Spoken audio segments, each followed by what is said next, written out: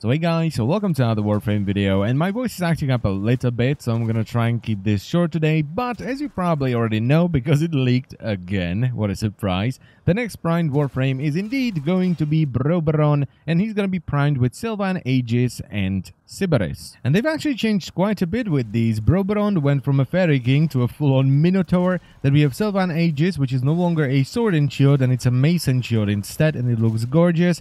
And Sybaris seems to be about the same, which is really good. I'm happy about that because I really like the Sybaris. It's basically the closest thing we're ever going to have to a lever action rifle in Warframe. Though I did hear some rumors, which are probably not true, okay, that it's going to have a secondary fire mode, which would be kind of neat. Now, the Prime Access arrives on Tuesday, May 30th, and it's going to have Oberon Prime, Sylvan Aegis Prime, and Sybaris Prime, but it's also going to have Oberon Prime Glyphs, the Aroka Prime Sugatra, and Surika Prime Siandana, which you unfortunately can't see anywhere. You can only see the Siandana a little bit on the official website right here.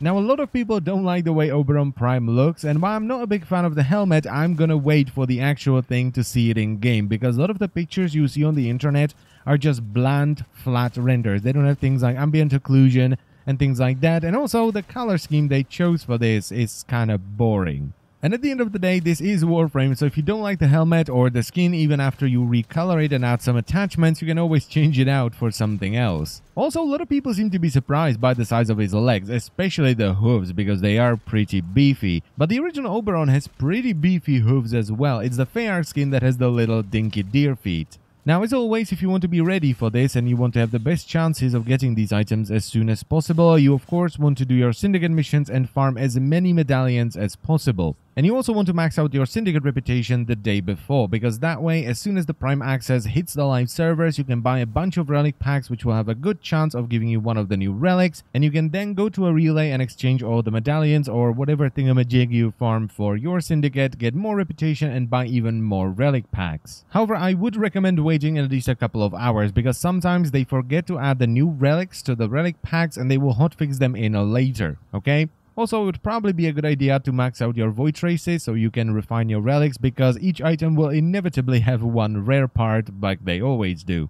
And finally, this also means that the Banshee Prime Access will be over soon, so if you still want to get it, now's the time.